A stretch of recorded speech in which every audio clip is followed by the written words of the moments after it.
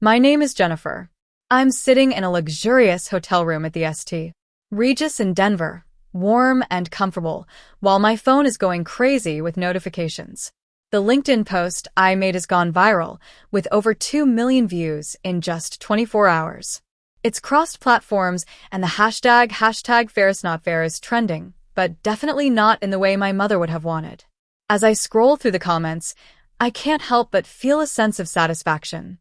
Marketing directors, brand strategists, and creative leads are dissecting the unboxing video I posted as a piece of satire, calling it the most honest review of the year. They're even calling my family the Bad Santa Clan. And then I see the notification that makes me burst out laughing in the quiet room. The Porsche dealership where the car was bought has reposted my video, capitalizing on the moment with a caption that says, PSA, please remove all complimentary items from the vehicle before gifting. We do not support gifting dealer swag. Hashtag luxury standard. My younger sister, Sarah, isn't just embarrassed. She's become a global meme. But it wasn't always like this. Let me take you back to that fateful day in Aspen. It was a frigid 15 degrees, and I was standing there in the snow, holding a camera for what felt like an eternity. My mother, Victoria, and father, Henry, had brought us to this mountain cabin for a so-called family Christmas. My sister, Sarah, was jumping up and down next to a shiny $120,000 Porsche Cayenne with a huge red bow on the hood, screaming at the top of her lungs. Meanwhile, my mother adjusted her fur coat and beamed at Sarah before giving me that look. You know the one, the look that says you should be grateful just to exist. We spent a lot on Sarah this year because she needs a confidence boost. Fair is fair, Jennifer. You understand, right? She said, her voice loud enough for the camera to pick up. I looked down at the box in my hand. It was light and flimsy. When I tore the paper, inside was a cheap plastic water bottle with the Porsche logo printed messily on it. There was a peeling sticker on the back that read complimentary gift, not for resale. They hadn't even bothered to buy me a real present.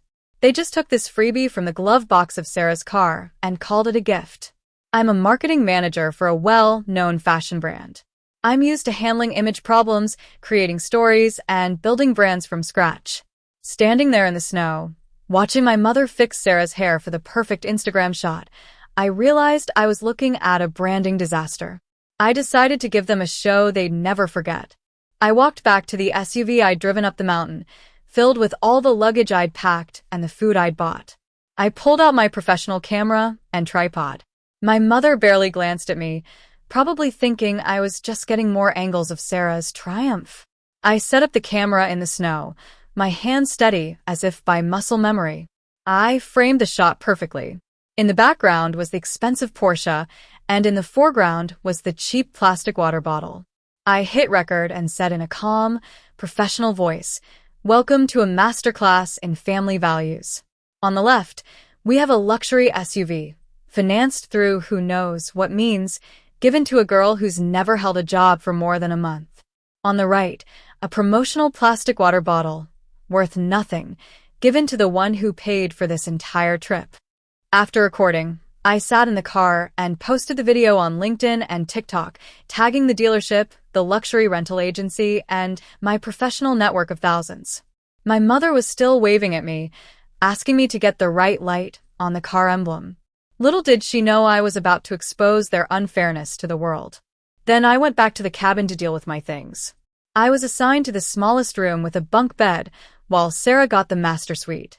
I opened my banking app and saw the charge for the cabin rental, $2,500, processed 3 weeks ago. I remembered my father calling me in a panic during a client meeting, saying his card was declined due to a security glitch and asking me to pay. He promised to wire the money back, but of course, he never did. As I was packing my suitcase, my mother burst into the room, holding a selfie ring light I'd bought her for her birthday. "Jennifer, where have you been? The lighting is bad, and Sarah wants to do a TikTok dance on the hood." "Come fix it," she said, not even noticing I was wearing my coat and about to leave. "I'm leaving," I said calmly. She rolled her eyes and told me I was being moody. "Just because Sarah got a big gift doesn't mean you have to make a scene. Jealousy isn't a good look," she said. I opened the Airbnb app on my phone. Since I was the one who made the reservation and paid with my credit card, I reported a safety violation for unauthorized guests and canceled the reservation immediately. I'm leaving, and since you're not on the reservation, you're leaving too, I told her. My father and Sarah were outside posing for pictures when I walked out. My father shouted at me to move the SUV because it was in the shot. I just said I was moving it all the way back to Denver. I drove away, and as I descended the mountain, my phone pinged with a message from Airbnb saying the reservation was canceled and the smart lock code was reset. It was 10 degrees and the sun was setting. They were left in the cold, in front of a cabin they could no longer enter. Later, I checked my blocked voicemails. There were 40 messages from my family, going from rage to confusion to pure panic. The sheriff had arrived at the cabin 45 minutes after I left, and they were evicted in the middle of a blizzard and dumped in a Motel 6. Then, when I was in the hotel room, I noticed the plastic water bottle on the nightstand. I peeled off the sticker and found a QR code. Out of curiosity, I scanned it, and my blood ran cold. The car was in my name. They'd used my identity 6 months ago to finance the Porsche, leaving me with a huge debt. But I wasn't going to let them get away with it. I used the car's tracking app to immobilize the engine when I saw they were trying to leave the motel. I sent the GPS location to the sheriff, along with the financing documents and my father's voicemail admitting the fraud. The bank wiped the debt once they confirmed I was miles away when the paperwork was signed. My credit was safe, but my parents' identity theft and wire fraud schemes had destroyed what little they had left. Sarah lost the car, her social media clout, and her followers. Now, as I drop the cheap plastic water bottle into the trash and order a delicious steak and eggs, I realize that for the first time in my life, I don't have to worry about anyone else's expenses. I'm finally free from being treated like a utility in my own family.